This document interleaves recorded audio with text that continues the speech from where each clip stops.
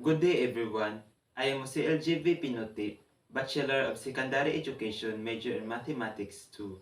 And I am here to present the topic discussion that I have chosen with the use of instructional materials, which is the flip art. I chose flip art because it is convenient and I think it is easy for the listener to understand a lesson by the use of this kind of instructional material. This is the first page of my instructional material, and it is written there my name, course, and year. This is the second page, and it is written there the lesson title, which is Solving Problems Involving Rational Algebraic Expressions. Objectives.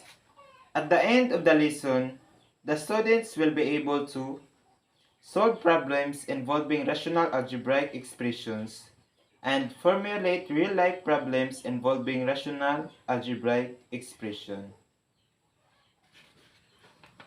In page 4, it is where the lesson started. So what is an algebraic expression? Algebraic expression is an expression that contains operations, numbers, and one or more variables. Examples of these are 4x and 4x squared plus 2x plus 1, or anything that contains operations, numbers, and one or more variables. On the other page is what is rational algebraic expressions? Rational algebraic expression is an expression containing a numerator and denominator that are both polynomials. Example of this is 2x squared plus 6y over 2x plus 3y.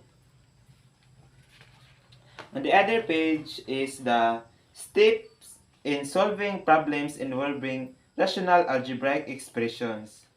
The first step is read and understand the problem carefully. We should find or represent what is unknown in the problem.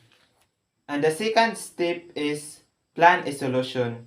In this step, we should decide on what mathematical operation should be used to solve the problem.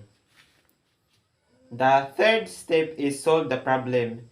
In this step, we should apply the mathematical operation that we have planned in the step number 2. It is where we are going to solve the problem and get the what is missing or what is the things that we need to find in the problem. The next and last step is check your answer.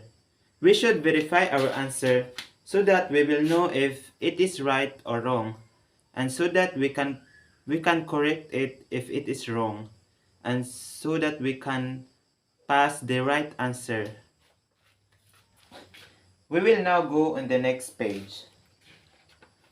The next page is an example of how we are going to solve a problem involving rational algebraic expression.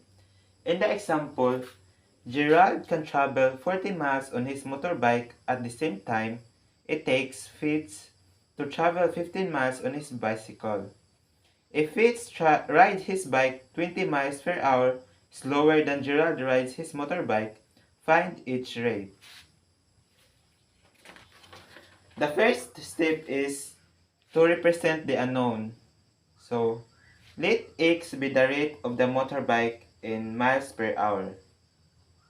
Then x minus 20 represent the rate of the bicycle in miles per hour. Remember that distance equals rate times time. So equivalently, time equals distance over rate. Time for motorbike equals 40 over x. And time for the bicycle equals 15 over x minus 20. And time for motorbike is equal for time for bicycle. And the second step is decide what mathematical operation should be used. So the mathematical operation that we are going to use is 40 over x equals 15 over x minus 20. In the step 3, we are going to apply the mathematical operations to be used. So 40 over x equals 15 over x minus 20. So to solve this, we need to multiply both sides with x times x minus 20. So we come up with 40 times x minus 20 equals 15 times x. So 40 times x equals 40x, and 40 times 20 equals 800.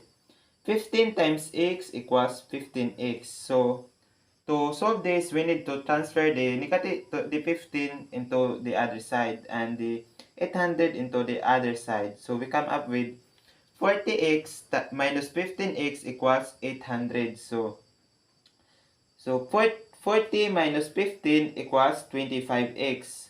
So 25x equals 800. So to solve this, we need to divide both sides with 25. So 25x divided by 25 equals x, and 800 divided by 25 equals 32. So x is equals 32. We got the value of x as 32. Let us now substitute this value to the expression that represents the rate of the bicycle in miles per hour. Substituting the value of x equals 32. So, we got x minus 20. 32 minus 20 equals 12. So, the rate of the motorbike is 32 miles per hour, and the rate of the bicycle is 12 miles per hour. Step 4. Verify your answer. So, 40 over x equals 15 over x minus 20. So, 40 over 32 equals 15 over 32 minus 20. Copy the 42 over 32, and 32 minus 20 equals 12.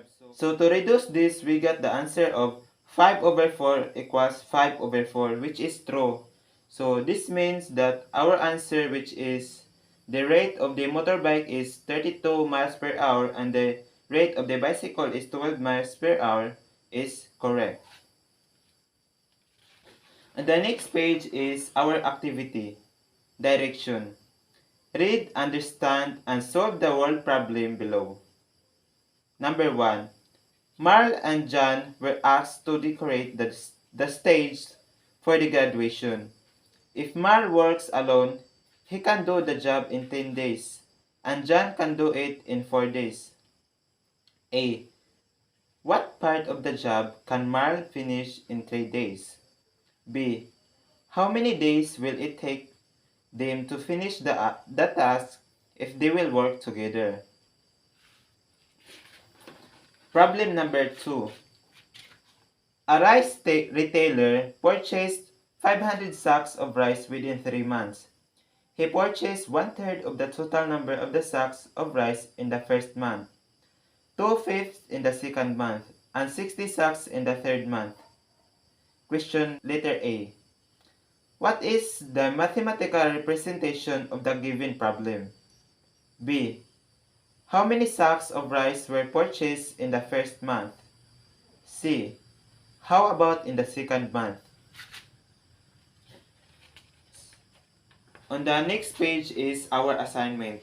Our assignment is formulate one real-life problem involving factor of polynomials based on your own experiences, and solve this problem accurately. And that would be all. Thank you, ma'am, and everyone.